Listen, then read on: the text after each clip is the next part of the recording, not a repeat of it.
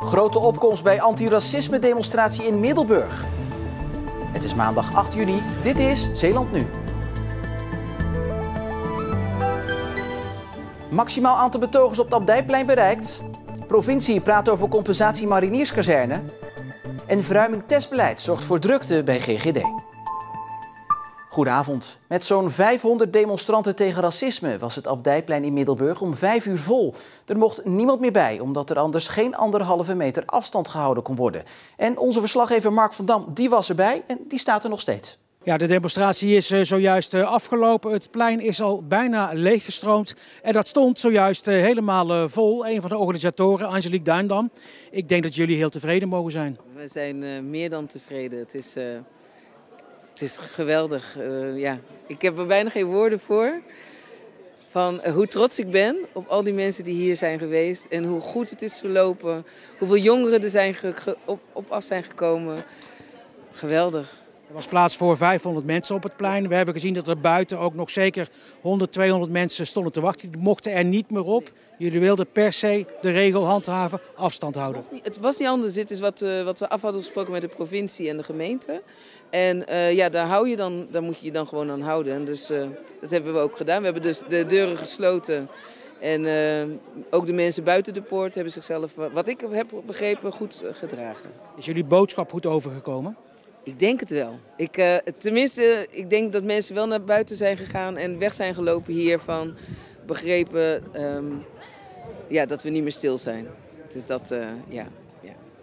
Geen incidenten dus, grote opkomst, meer dan 500 mensen op het Abdijplein in Middelburg. En ja, de demonstratie is goed verlopen, horen we net van de organisatie. Mark van Dam, dankjewel.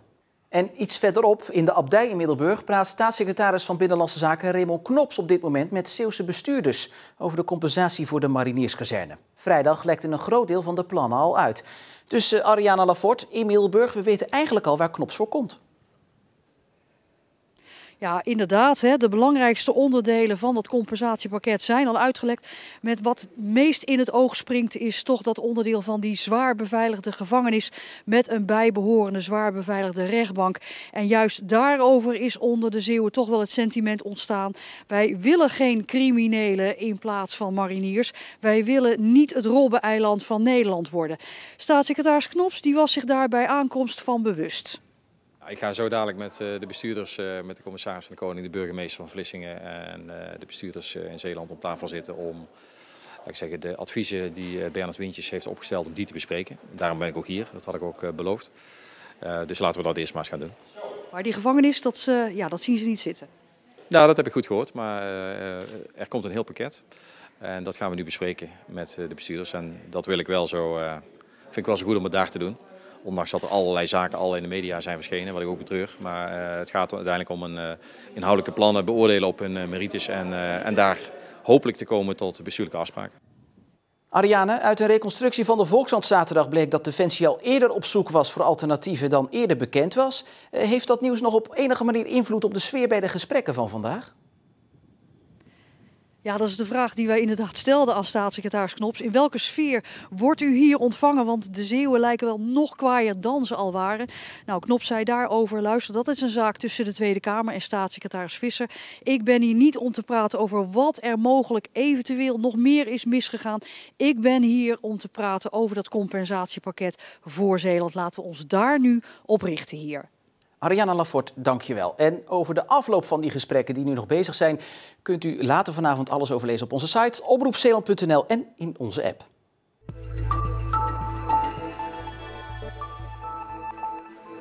...633 Zeeuwen hebben zich de afgelopen week laten testen op corona. Dat blijkt uit cijfers van de GGD.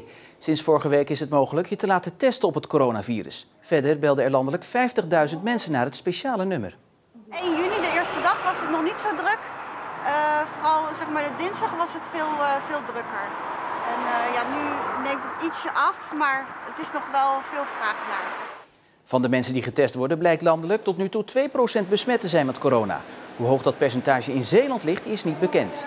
Maar de GGD vermoedt dat het hier lager ligt. Zeeuwen kunnen zich op 2 plekken, het ziekenhuis in Goes en Terneuzen, laten testen op het virus. En hoe langer nog getest kan worden is niet bekend.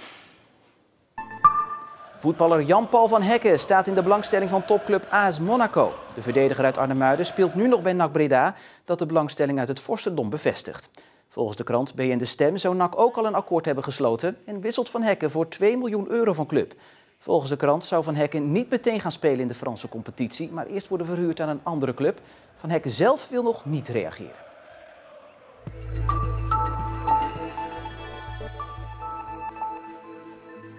Vis met het MSC-keurmerk ligt in de meeste supermarkten in Nederland en is een merk dat wereldwijd bekend is. Het blauwe logo met een vis wordt wereldwijd gebruikt om aan te geven of vis duurzaam is. Bij de Nederlandse afdeling werkt 1 Zeeuw en die probeert het keurmerk nog groter te maken. Jan van Keulen uit Middelburg is manager bij het MSC-keurmerk. U kent het blauwe logo met een vis op, waarschijnlijk wel uit de supermarkt. Het betekent dat die vis duurzaam gevangen is.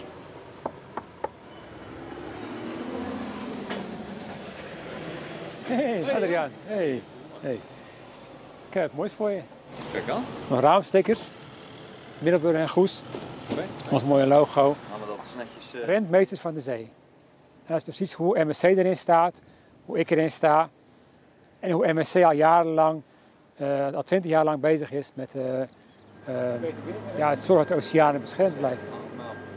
Ongeveer 20.000 bedrijven wereldwijd dragen het keurmerk.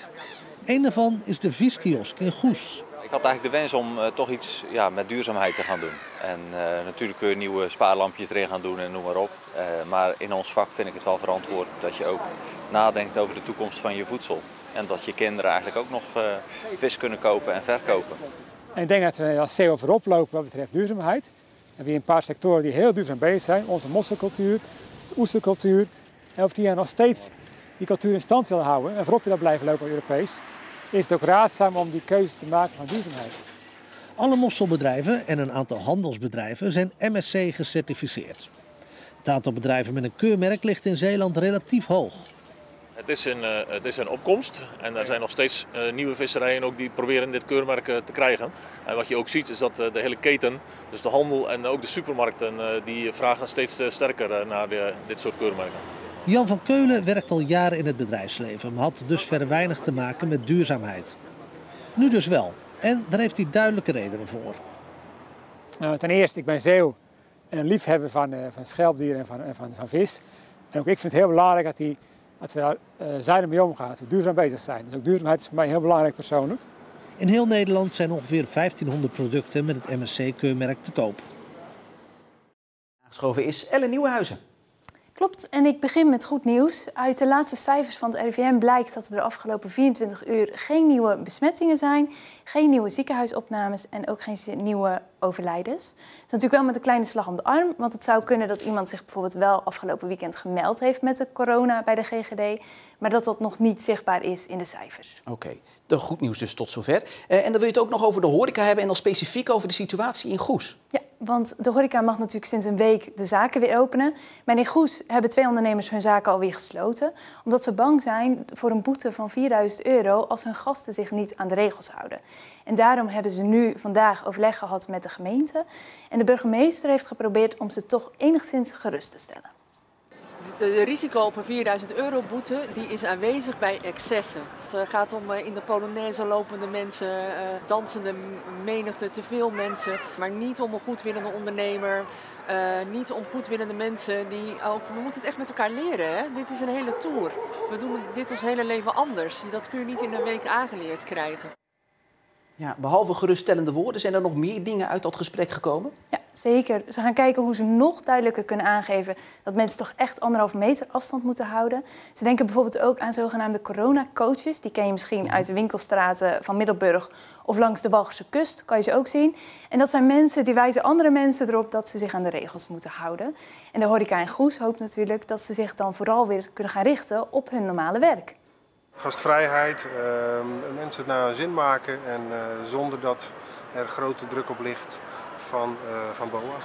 Betekent dat ook dat u de deuren weer gaat openen? Ja, aanstaande donderdag gaan wij weer open en dan gaan wij het weer gezellig maken voor mensen die graag een biertje komen drinken in de cafés.